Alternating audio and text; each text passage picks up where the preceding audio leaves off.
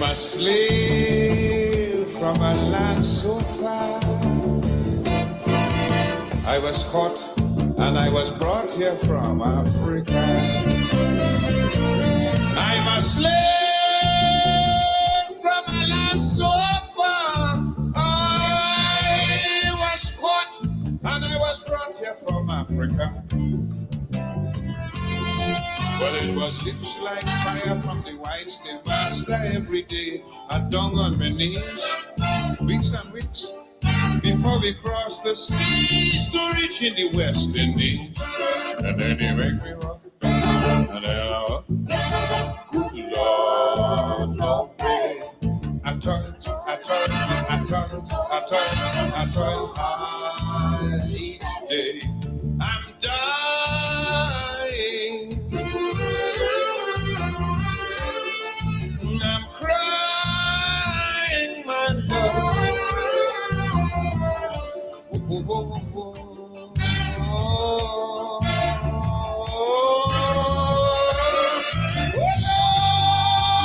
Lord, I wanna be free.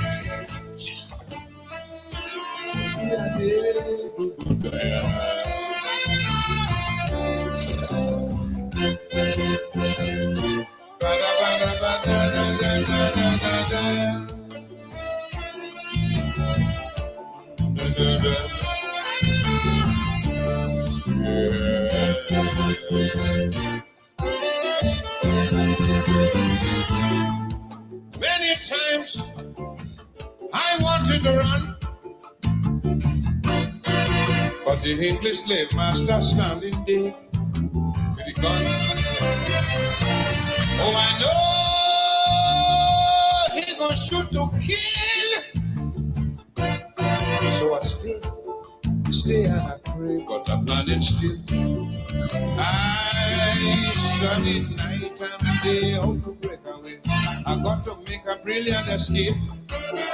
But every time I think about the whip and the evidence, my body that start to shake. He make me work, aside I work. Oh Lord, no faith. I tried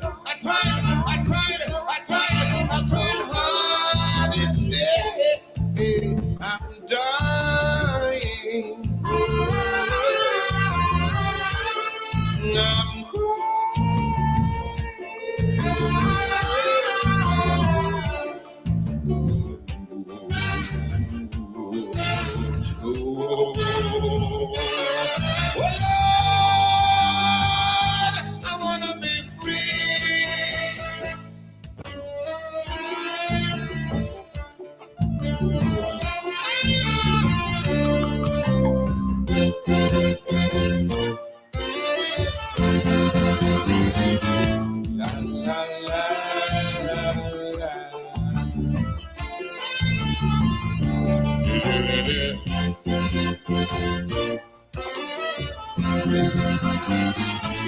in my heart, there was much to say. I always hoped the boss would have listened to me someday. Although he knew, damn well knew my request was small. But the sting of the whip there, do answer me when I call. Lord knows we have to chant and sing to express our feeling to that wicked and cruel man. That was the only medicine to make him listen. And his soul calypso began. He made me walk. I sang a word. Oh Lord, no pain. I tried hard each day. I'm dying. I'm crying, oh Lord. Oh, oh, oh, oh, oh.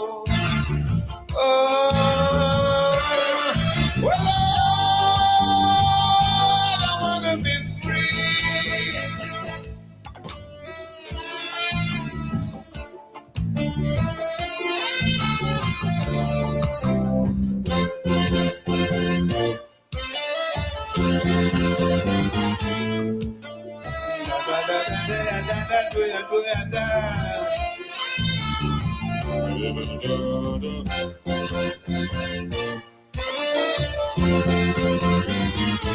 And then times change in so many ways. Then one day, somebody said, free the bloody slave. I was then put out on the street. I had no clothes, had no food, had no place to sleep. Worst of all, I had no education, no particular ambition. This I cannot conceal. Forgot my native culture and lived like a vulture. From the white man I had to steal because he made me work. I said I work. Oh Lord, oh, hey. I tried hard each day. I'm dying. I'm crying. On a Bible? Okay. Each day I'm dying.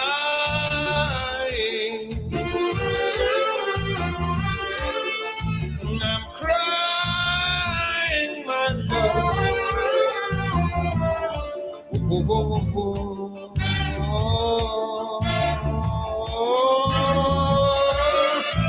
Lord, I want to be free.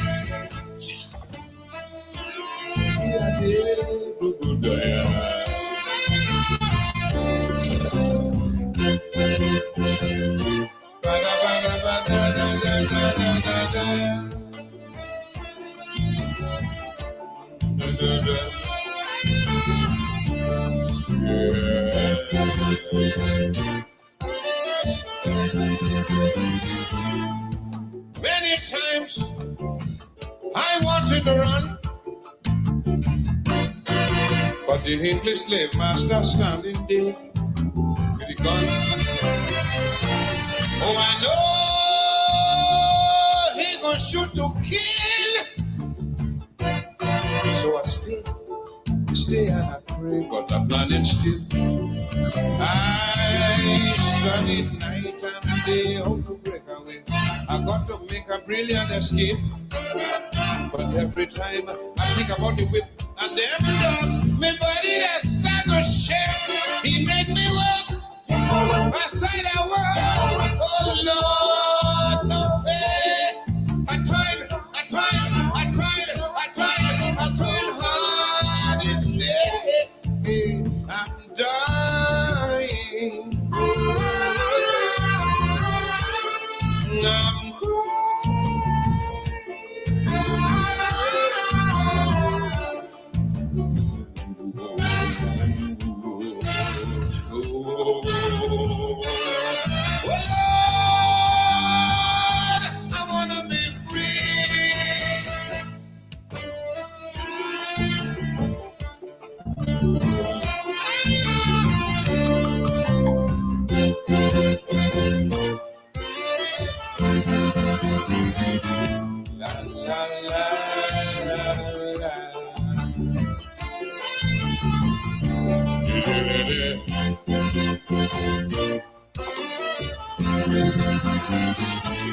in my heart, there was much to say. I always hoped the boss would have listened to me someday. Although he knew, damn well knew my request was small.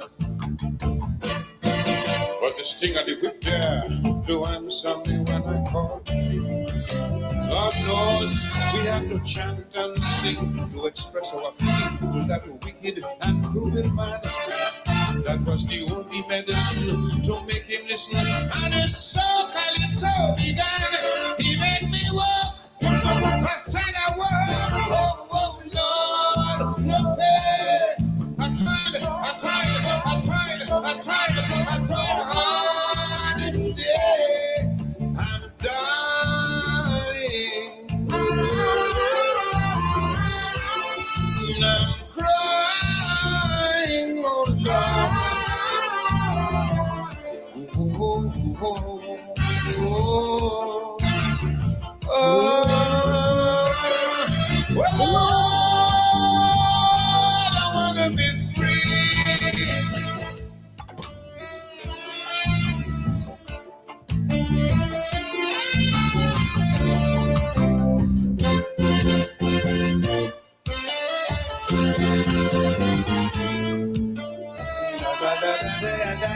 And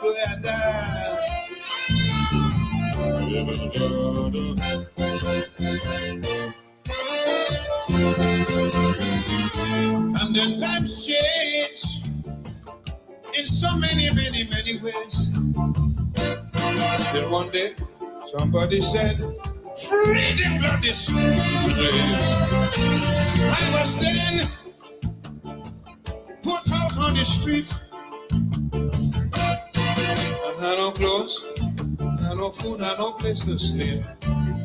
Worst of all, I had no education, no particular ambition. This I cannot conceal. Forgot my native culture and live like a vulture. From the white man I had to steal because he made me work. I said I work. Oh Lord, no. I tried hard each day. I'm dying. I'm crying.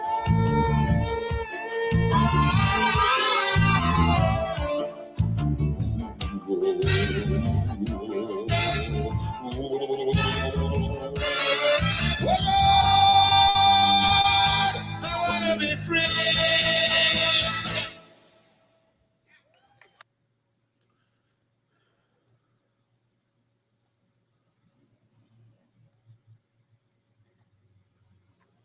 Well, Lord, I want to be free.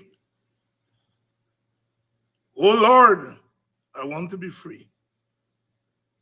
The cry of freedom from the African in the Caribbean. In another 2 days, we will be observing another anniversary of emancipation. All over Guyana and the English-speaking Caribbean, we will be observing.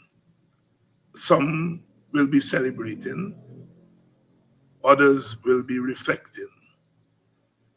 We celebrate emancipation, we observe emancipation this year in the midst of a national tragedy and in the midst of a conversation on emancipation, a conversation about the value of human life. And slavery was about the value of human life. It was about turning human life into chattel. Slavery was about the snatching of humanity from human beings. And so emancipation from slavery was about restoring that humanity, not in a spiritual sense, not in the sense of restoring equality in a human way, but in a constitutional and political way. We Africans always knew and still know that we are free and equal to any group in the world. But the state, the government, and the constitutions were used to make us chattel, to make us property. The Mighty Sparrow, in one of the great calypsos. I first heard that calypso as a 12-year-old, listening to the radio, lying in bed. And there used to be a late-night program called Night Ride by the great Ken Cosby. And I heard him with Professor Gordon Rollaire, one of the great experts of the calypso. Night Ride, Ken Cosby here. And Professor Gordon Rollier was tracing Caribbean and Trinidad independence from 1956 to 1972, using the calypsos of the Mighty Sparrow. And this 12-year-old, who up till then had grown up near to a rum shop, and so I was accustomed to hearing music and calypsos. But I treated them as music, normal music, until that night when I heard Professor Gordon Rollier with Ken Cosby tracing the history, the political history of Trinidad and the Caribbean through the calypso of the Mighty Sparrow. 1956 was the year Dr. Eric Williams, PNM, won the first election in Trinidad and Tobago. It was the year the Mighty Sparrow won his first Calypso crown with the immortal Jean and Dinah. He was a mere 21 years old. And so he was growing up with the independence movement. Williams coming to power in 1956, and Sparrow coming to power in 1956.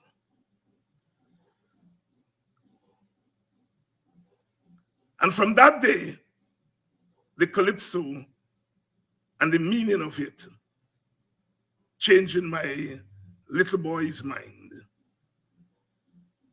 And I became a student of calypso and later reggae and other Black music and our own folk music,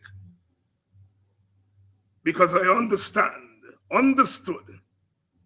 and understand that music for us is more than just entertainment.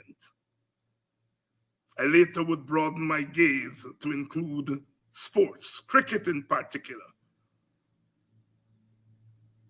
as more than just a game, to an arena of contestation for freedom. Oh Lord, I want to be free. And God and my ancestors gave me the privilege of teaching calypso and reggae and cricket as forms of political and cultural expression. I taught them to white people and Black people and brown people in my 30-odd years of teaching at the tertiary level. It has been one of the great experiences of my life.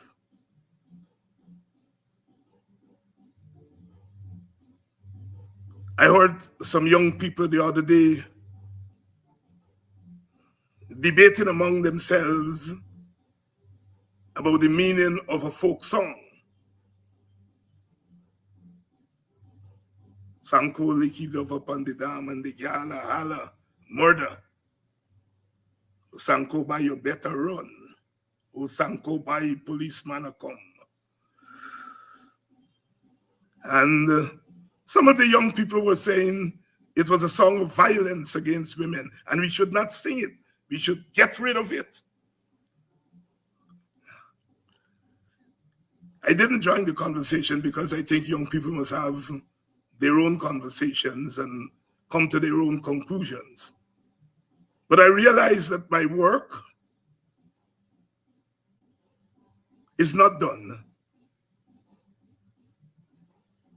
My work is not done. Sanko Liki love up on the dam, and the gala hala murder. Oh, Sanko Baye, you better run. Sanko Bai policeman a come. Sparrow would later sing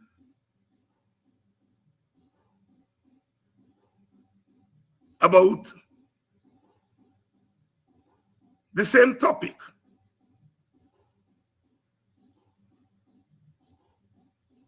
About men beating women with the understanding, their understanding, that it was a way of keeping women under control. And then he would end his calypso. And if you beat them, they will leave you eternally. During the calypso, he said, up them down and you plug them down and they love you eternally. And then he end the calypso and then they leave you eternally. You see, these cultural gifts, one has to be very careful about how you read what you're hearing. Sanko Bai, you better run. Sanko Bai, policeman a come. Oh, Sanko Bai, you better run. It's a folk song, not about violence against women, but about the consequences of violence against women. And I suspect the young people were feminists, you know, and they bring in the feminist gaze on it, but they were not being contextual. It was not a song about violence against women. It was a song about the consequences of violence against women. Oh, Sanko Bai, you better run. Sanko Bai, police are come. You beat women, there are consequences. You see, to understand the folk and to understand the cultural expression, you have to have a sense of the time and place and context in which the song or the poem or the book or the painting is being done. If you come to 2026 and you take a 2026 gaze and put it on a folk song that was written, or was, well, they didn't write song in those days, a song that came out of the bowels of the people, you're going to get in trouble. You have to understand the cultural context, the historical context, the sociological context. And when you get that right, then you interpret the song that you're talking about. So when I heard the young people saying it was a song we must never listen to, because a song about man beating woman, oh Lord, it's not the young people's fault. At least you have some young people who are listening to folk songs and trying to make sense of them. So it's not their fault. It's the fault of people like myself who have not done enough work in the public space on interpreting our folk art. It's a feminist song long before feminism was born, at least modern feminism, telling men, if you beat a woman, I will come for you. The police are going to come for you. Oh, Sanko Bai, you better run. Oh, Sanko Bai, policeman are come. I went there because, you know, it has been on my mind that I you know, like I said, young people have to search and find their way. And it's good that some young people who have decided in the public space to try to understand folk art. But you have to have the methodology to do it. The Mighty Sparrow, I Am a Slave. If you read it literally, you will say, well, Sparrow, we were never slaves. Well, Sparrow knew that. But when he used I'm a slave, he's framing what he's going to say. He is the frame of the slave plantation, because that calypso is one of the great definitions of the slave experience of the African. I was born in a land so far away, Africa, the origins. And I was caught and brought here from Africa, the Middle Passage.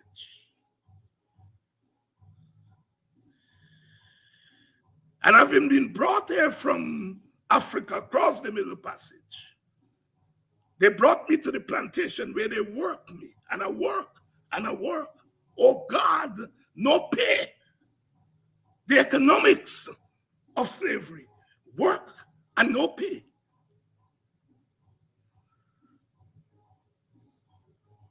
And every time I tried to escape, the white man there with the gun and the dogs, resistance, and the reaction to resistance.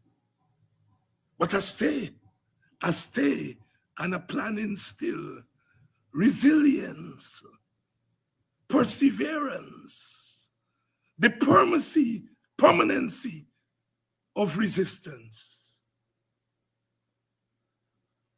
And then one day, somebody said, free the bloody slave, emancipation, emancipation. But Sparrow didn't stop there. He said, I was put out on the road. I had no money. I had no education. And from the white man, I had to steal. Because he made me work. Oh Lord, he made me work without any pay. Reparations. Reparations. And so in one song with 4 verses, the Calypsonian takes us through all the iterations of the slave experience.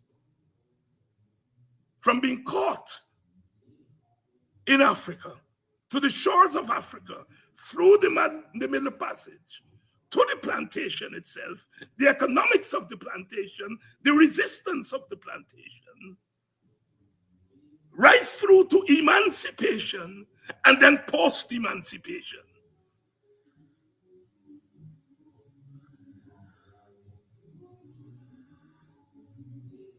Now, one has to study and understand the totality of slavery in order to appreciate how deep that calypso is.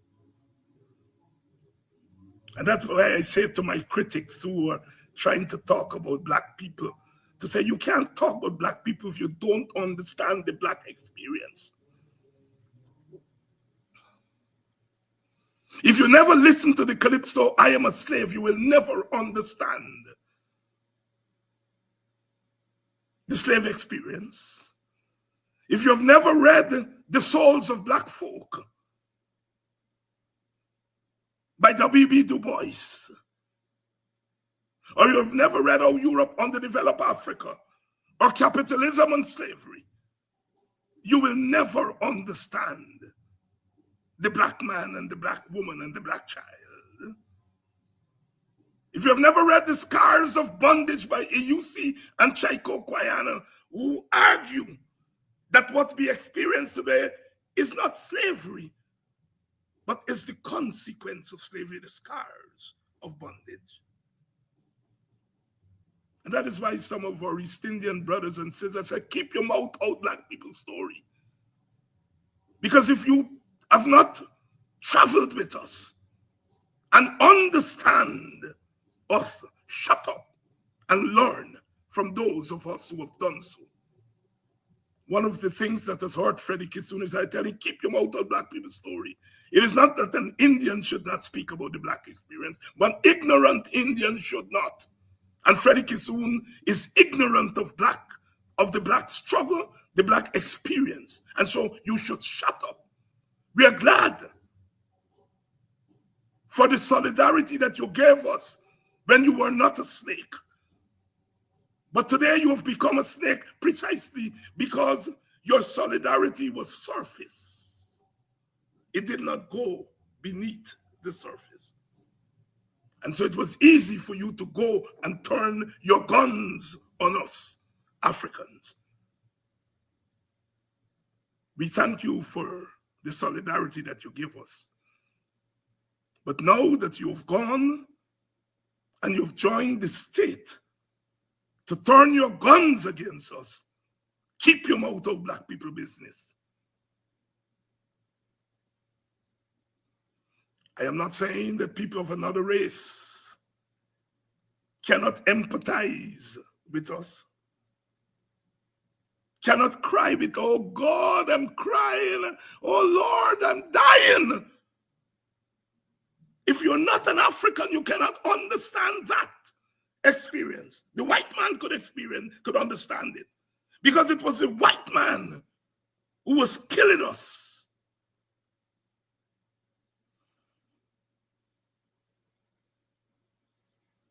But if you're East Indian or Amerindian or Chinese or Portuguese, you understand it at the superficial level, not at the deep level, unless you commit ethnic suicide.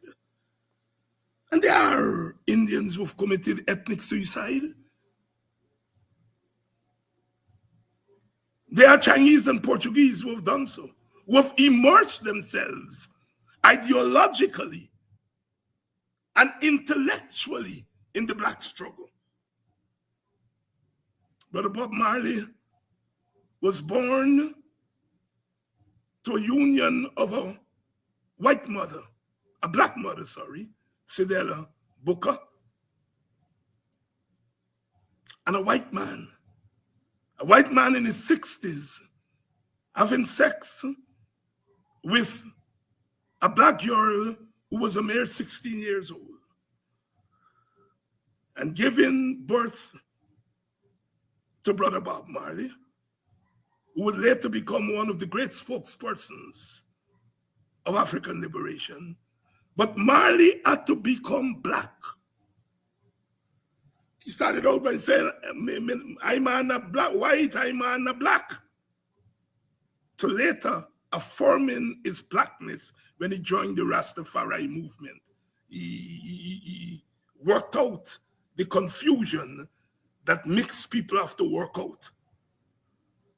When he joined the Rastafari movement and became a Rastaman, he became black. And there are some black people who are phenotypically black, but ideologically anti-black. And that is what I said to my brother, Ejil, on the floor of the National Assembly, that you are phenotypically black, but you are ideologically anti-black, because you are the face of mass killings of mainly Amerindian people. You are a product of the mass killings of Africans. Millions of us dying at the bottom of that ocean. And today, 188 years after formal emancipation, you are lying for the state.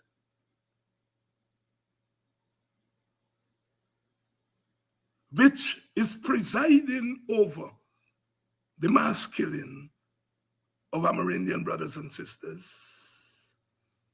You see, the Amerindian once was used as the slave catcher of Africans.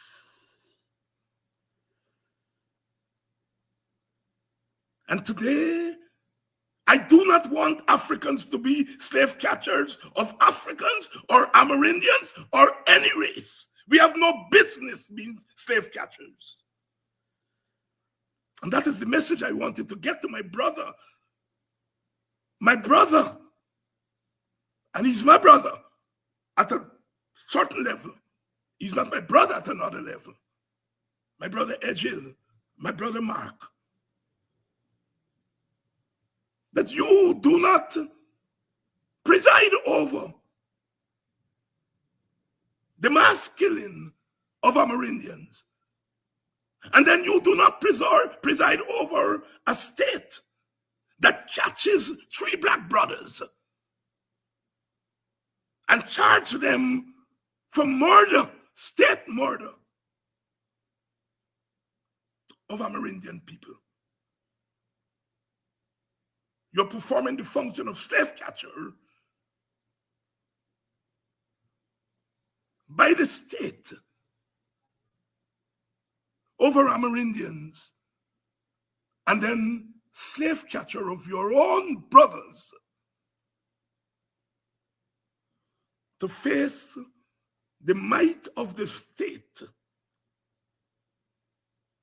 When the state is culpable, they find 3 Africans to make them the scapegoats.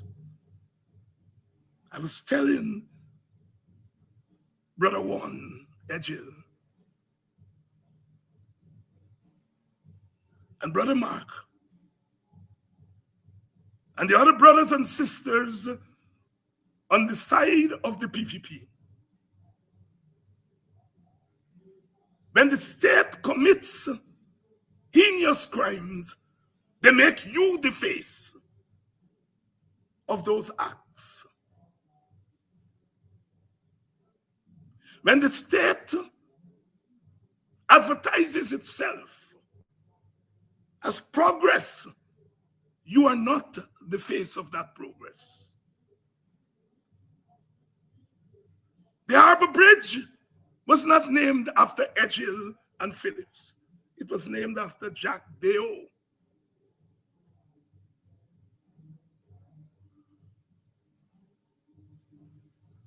When the airport was to be named,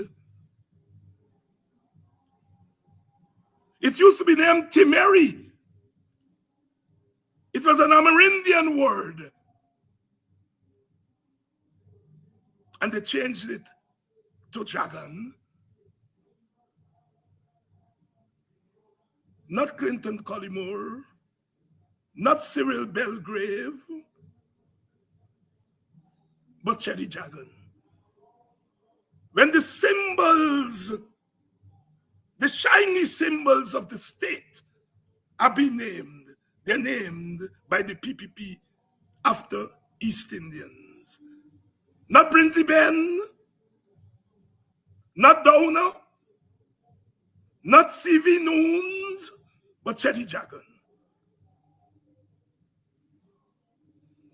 When the bridge was to be named, it wasn't Juan Egil and Mark Phillips. It wasn't James Bond and little Leno Craig. It was Barrett Jack Deo.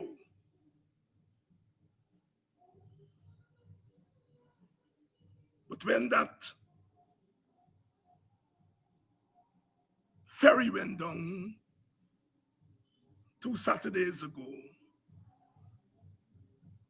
and the people perished at the bottom of the ocean, it was not Jack Deo and Irfan Ali who were the faces of the state denial of its responsibility. It was Egil and Mark Phillips. The faces of wrong against the people, the black faces. And when the state sought to deny its responsibility of the safety and the welfare of the citizens, it put black man belly upon plimper. 3 black men, all before the courts, one of them crying, I do not deserve this. Crying. Sparrow said, I'm crying to my God. I'm crying. It was the slave crying that morning as that black man. He's been hauled before the courts of murder. Oh Lord, I'm crying. Days before emancipation, the African is pulled before the courts to answer for state slavery. Oh, what a turn of events. A black man weeping, as we've always wept, by the rivers of Babylon, where we sat down and there we wept. We were always weeping. When Bob Marley and Peter Tosh and Bunny Wailer were asking, what name should we give ourselves? They said, the Wailers, because we come from the nigger yard where there's always wailing. And here was his brother, wailing. Why? We don't deserve it. Yes, brother, the African does not deserve to be treated in this way.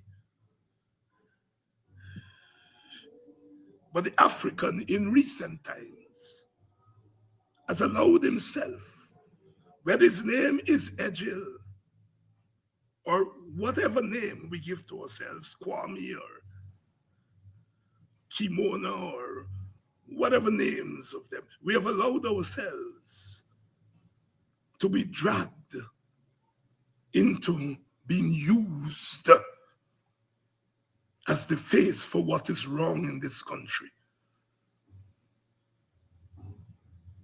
Good evening and welcome to Politics 101. And I have to say it, and I say it, I have to say it, because we still live in a country in which political leaders of African descent are afraid to say it. I've brought African leaders on this program and they don't speak as Africans, very few of them. Last night, Brother Todd, God bless him, that brother spoke as an African towards the end of the program. He said, we must not allow ourselves, when they're ready to charge them for more than they charge us. I've brought other Africans on, and they've talked about their Guyanese identity, never about their African identity. I've brought Amerindians on. I've brought that Sister Joretta Finance. And from the first sentence she uttered, she said, what is it that indigenous people have to suffer? She spoke as a woman, but as an indigenous woman. She spoke as a Guyanese, but as an indigenous Guyanese. I heard Sister Laura George on another program last night speaking as an indigenous woman. But I've brought so many Africans on this program, good Africans, but they run away from speaking as Africans. And you all wonder why some Africans decided not to vote for the perceived African Party, because the African Party never established a cultural connection with the young African of today.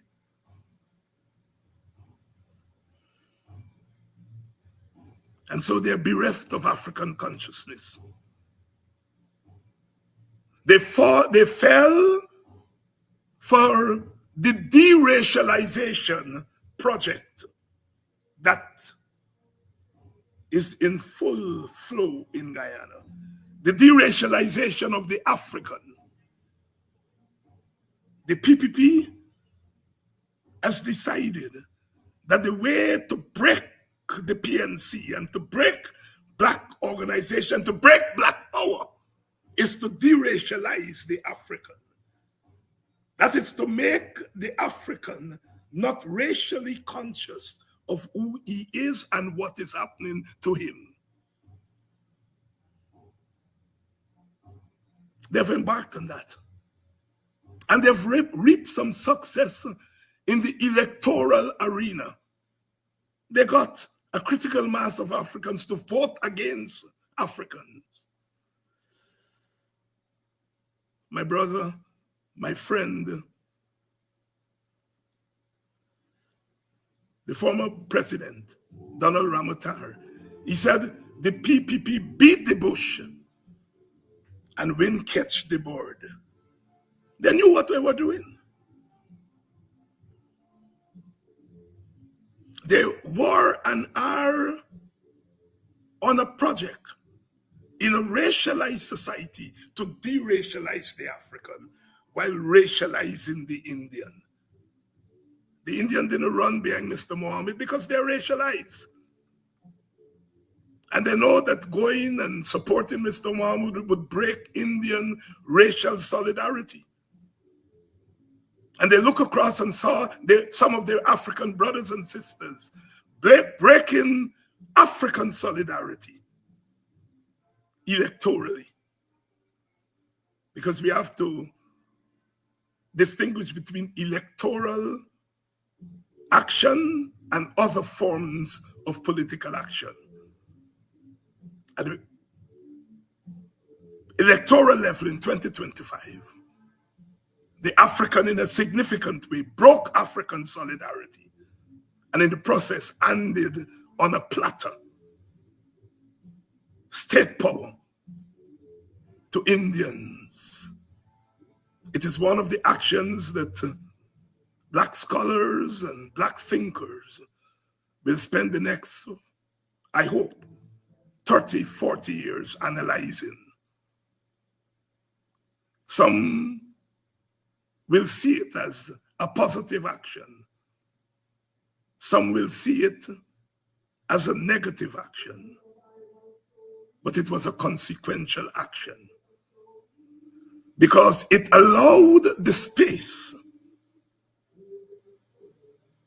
for when the state is in trouble, it goes and it looks for 3 Africans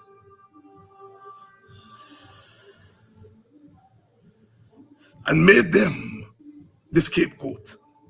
If Africans had power, that could not happen. But Africans surrendered power electorally. You look in the parliament, the speaker is Indian. The deputy speaker is Indian. The opposition leader is Indian. The leader of government business is Indian. The African is nowhere in the power structure. There's no cover for the African. And so when they're looking for 3 slaves to bear the burden of the slave master, there's no one to speak up for Africans. And that is why when they were chanting, my colleagues and I in the National Assembly were chanting, Ejil must go and Indar must go. I chanted too.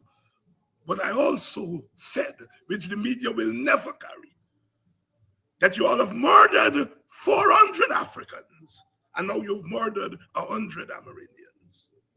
I was never going to lose that opportunity because I'm a conscious African who's prepared to use that consciousness in the public space.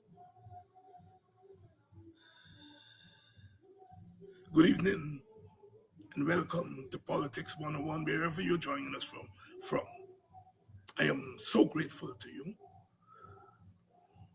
So grateful to you. The symbols of what is happening must not be avoided. I watch the people of the Namstel coming out in the early morning, crying for their son, Mr. Gradinson.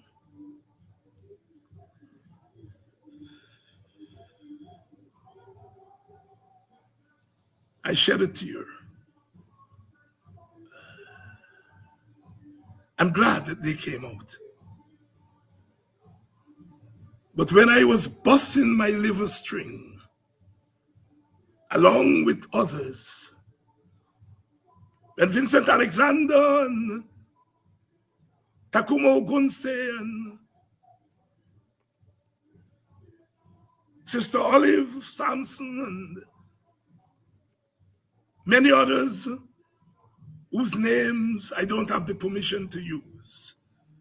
When we were busting our liver string and saying to Africans, protect your dignity, protect yourself. It is not about whether you like Aubrey Norton or not.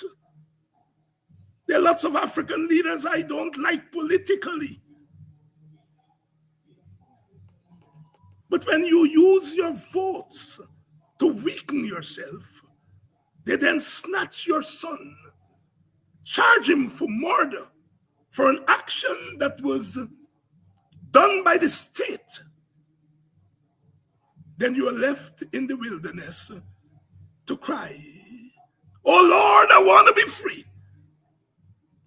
I want to be free. But your agency is so diminished. So diminished. I watched my brother Ganesh. I watched Azadin come and speak to you. And I heard my brother Ganesh tell you to be peaceful. And I shook my head. I love Ganesh, but he's an Indian leader. And he has to tell you to be peaceful. But this African leader is telling you, peace must not come without justice. And that is what I mean by, I love Ganesh, and I think Ganesh is on our side. But Ganesh did not come from the nigger yard of yesterday. Muhammad did not come from the nigger yard of yesterday, leaping from the oppressor's hate and the scorn of themselves. And so their message to you is going to be limited. Keep the peace. But I am telling you, disturb your neighbor. I am telling you, there shall be no peace in the valley without justice. And I can tell you that because I'm the son of a slave, an enslaved person. And that is what I mean, brothers and sisters, that we live in a racialized society. If you look for leadership outside of your cultural context, you are going to get brandy mixed with water, not brandy. You're going to get coconut water mixed with water, not coconut water. We must welcome solidarity. We welcome the solidarity from Brother Ganesh. We welcome the solidarity from Brother Azadin. But they're never going to give us hanky and swank.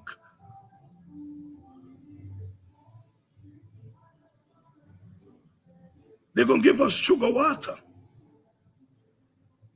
and Carmina and water, never hanky and swank.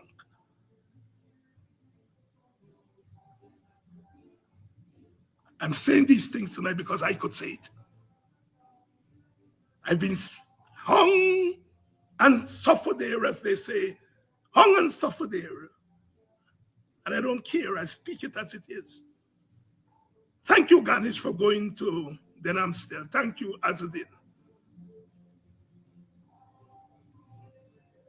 But don't go and tell people to be peaceful when their son is being charged for murder. That is a quarter of the message. Quarter of the message. But black people, my people in Denamstel, look up and see what you have become. You all cuss Norton. Are we too black and ugly? And now you all are leaderless.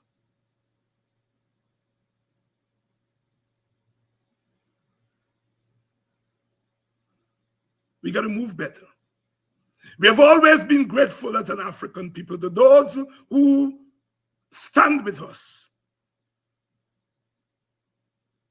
And we must be grateful for our Indian brothers and sisters who stand with us. Some of them, like Ghana, is very courageous. The village from which I speak to you tonight is called Buxton. Buxton was the name of a white man, an Englishman, Thomas Fowell Buxton, who was a member of Parliament in England, and he stood up for emancipation. And when our foreparents bought the land and turned it into a village, they named it after him. We have always been grateful for solidarity coming from people outside the group. Victoria was named after the white lady, Queen Victoria. Our first village. Queenstown was named after the Queen. We have always been grateful, but we have always been conscious that ultimate freedom will not come from the Queen, that Thomas Fowell Buxton would never lead us to freedom.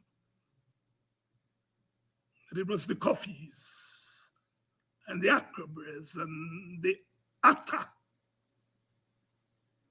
and the Demons who would lead us out of bondage. Black man, catch yourself. Speak to the children. They're adrift not because they want to be adrift. They're adrift because we have not. I call on my brothers on this side, my sisters.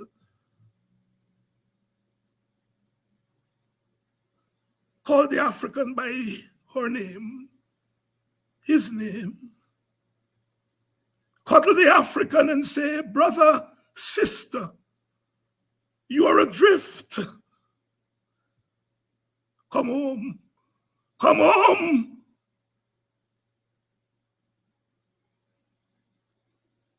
Jesus is calling you, come home. Come home. Charity begins here. Charity begins here. Come home, come home. Come home to the best of your ancestors. You were once chattel, and you were freed from chatteldom, and you're offering yourselves up as chattel again. Oh God, I want to be free. I want to be free.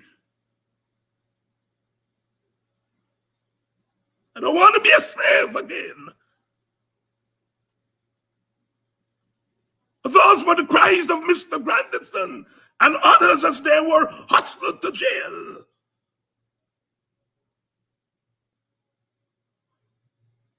African, clean your eye. They do not mean well for you in this country.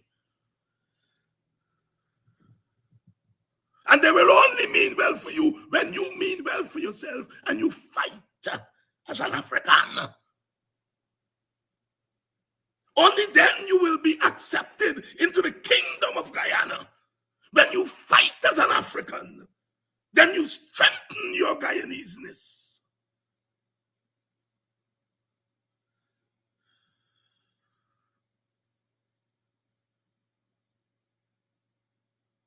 By the rivers of Babylon, where we sat down and there we wept. When we remember Zion, for the wicked carry us away captivity. and want us to sing a song in a strange land. How can we sing a song in a strange land? This land that we have died for, this land that we have lifted on our shoulders, on our backs. We have surrendered it to others and say, ride us, ride us. Oh, African, black people, where have all the flowers gone? Where have they gone?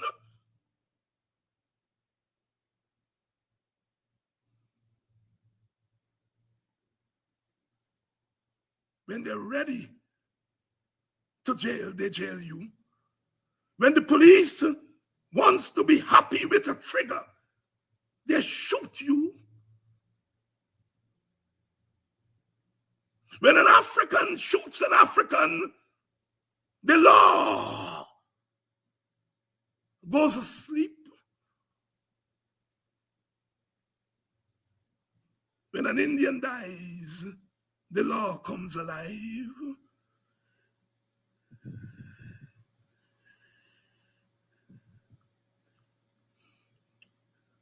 When the trigger-happy African policeman shoots and kills a young African boy, he's protected.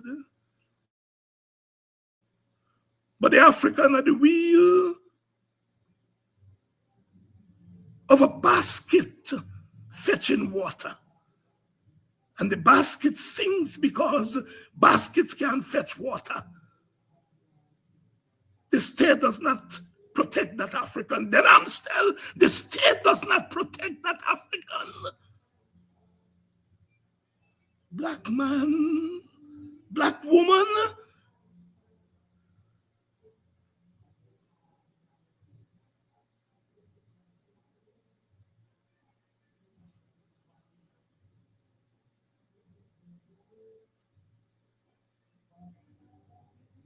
my message to you in the Amstel. Justice is primary. Peace is secondary.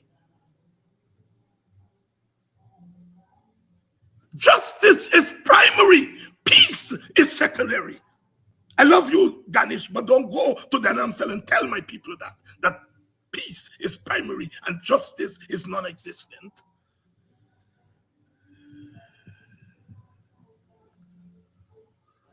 That is why you Africans have to have your own leaders.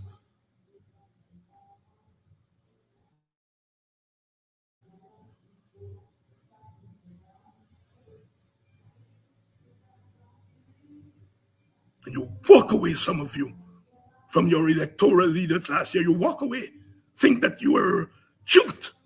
You're cute. You want change. Where is the change? Where is the change?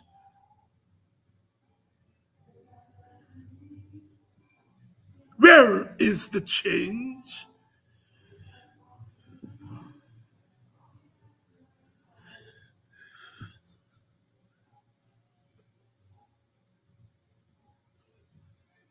If Indians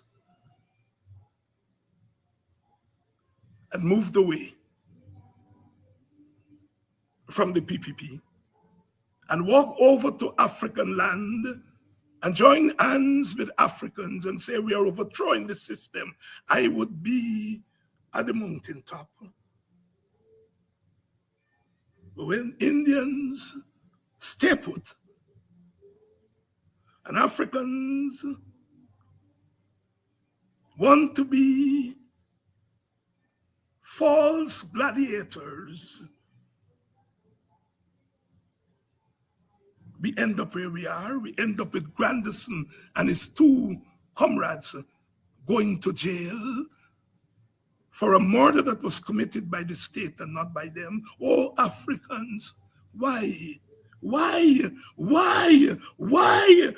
you continue to crucify yourself?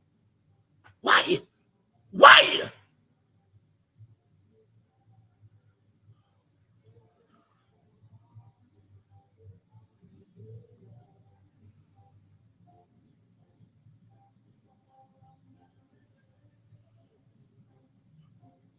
In 2020, it was a defining moment.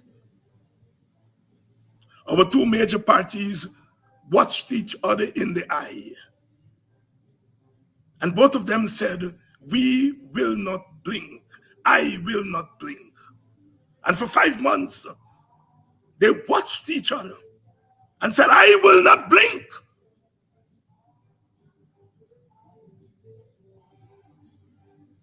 And some of us said, this is a defining moment. Put down your guns, put down your arms, and sit down and agree to run this country together. But some black civil society, the Indian community, the business community, the external forces said, no, we are going to force the African to blink.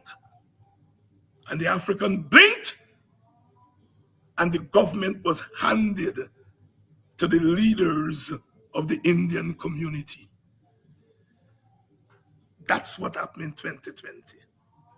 And from then on, the African and the Amerindian have been trapped in a cycle of dictatorship.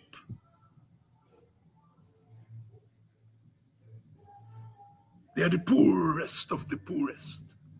Some say they're the poor of the poorest. They're the poorest of the poorest. They handed the government to the PPP. They handed to the PPP party. By extension, they handed to the Indian elite.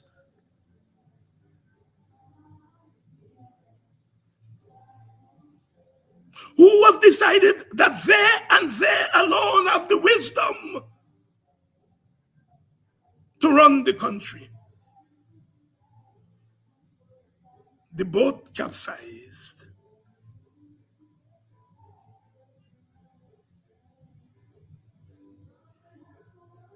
From rescue to commission of inquiry, the PPP has done it alone. What the hell are you telling me about national unity? I have seen and lived long in this country to know that your national unity does not include me. It doesn't include me. I have no confidence in any commission of inquiry because I have not had any say in setting up of that commission. Whatever the outcome of that commission, it does not represent me.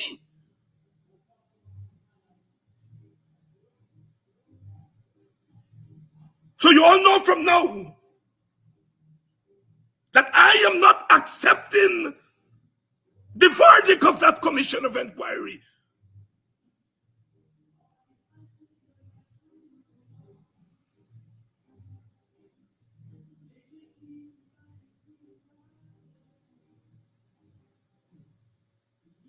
That is not a commission of inquiry to determine what happened. It's a commission of inquiry that is determined, that is set up to set the PPP free and to enslave Grandison and his two brothers. That is what that inquiry is set up to do. It's to set the PPP free, to enslave and to imprison the African.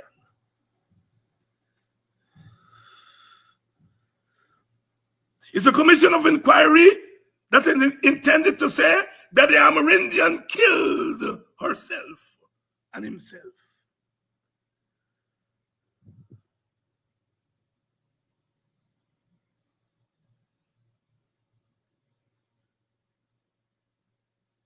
I don't want Edgell to go. I'm sorry to disappoint you all. I want Edgell to stay and to face the wrath of the nation. I do not want him to go. Because I tell you, if they let Edgell go, they won't bring Dharam Lal. I want the government to go. That's where my energies are. The government must go. Because when the government go, Indar and Edgell will be gone. But when Edgel and Indar go, the government stays, the regime stays, the dictatorship stays. They will not be weakened. In fact, they'll be glad to let an African go and say, we bring the black man in the government and he make me shame, let him go.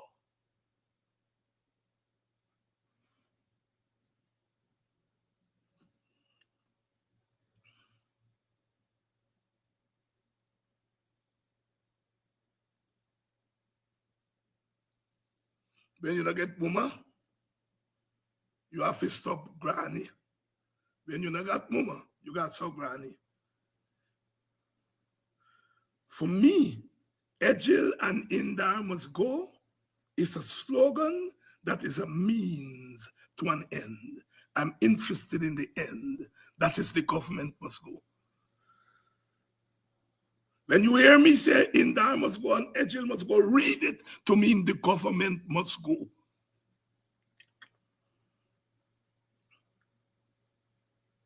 See, they're making a lot of noise about the opposition shutting down the parliament. There's nothing revolutionary about that. I participated in it, and there was nothing revolutionary about that. Jagan used to kick down and lash down the parliamentary mace and book and so on. When the PPP in opposition, they behave bad and so on. And so they behaving bad in parliament the other day. There's nothing revolutionary. Nothing. The revolution will not be fought.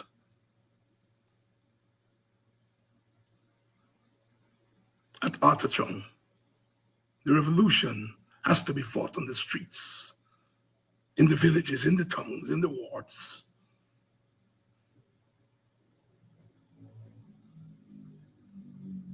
So the PPP making a lot of noise about, well, the one handle, how them are wind up and gyrate and rhythm and drums. There was no drums there, but he got drums on the mind because he got black people on the mind. And I'm glad he got black man in the mind. Because I am going to use wherever I am, use myself to remind them that the black man is a man. A man is still a man. With him clean glass window, a black man is still a man. I will always remind them of that.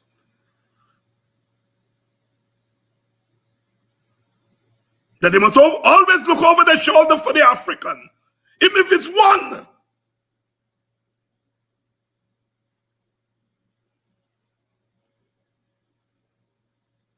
It is not always the force, but it is the threat of force.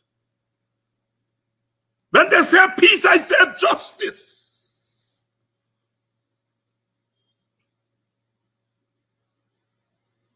When they say reform, I say revolution.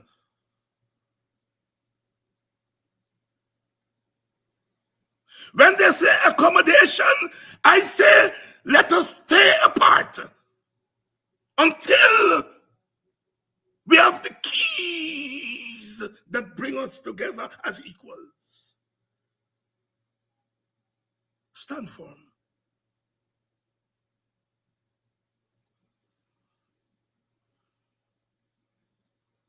Stand firm. I still have faith in the African. I cannot speak for the Amerindian. The Amerindian will have to decide for themselves. But if I were an Amerindian, I'll be saying the same thing that I'm saying here as an African. Bet your bottom dollar.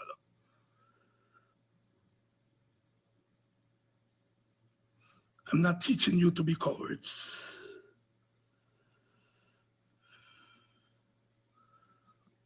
I'm teaching you to be fighters. It was Mahatma Gandhi, the Indian prince of nonviolence, who said, If I had to choose between cowardice and violence, I will choose violence.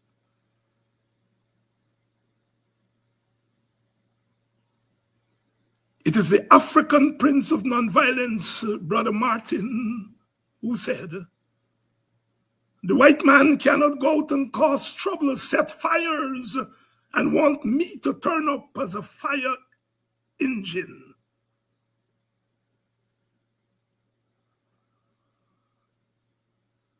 Peace is not primary and permanent. Peace is determined by justice. Peace is determined by freedom. If we're all free, then the question of peace doesn't arise. Do not go and talk to my people about peace if you are not talking about freedom. Brother Tosh said, everyone is crying out for peace, but none of them is crying for justice.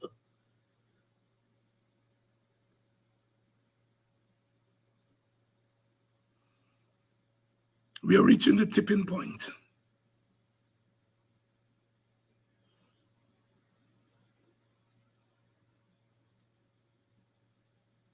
And I don't want the African to be left behind. I don't want the poor to be left behind. I don't want the powerless to be left behind.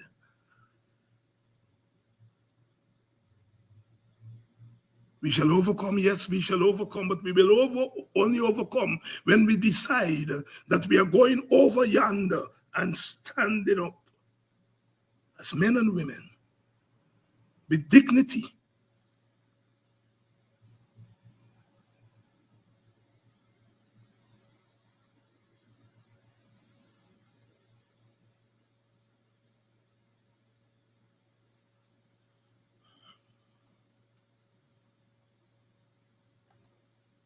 Someday,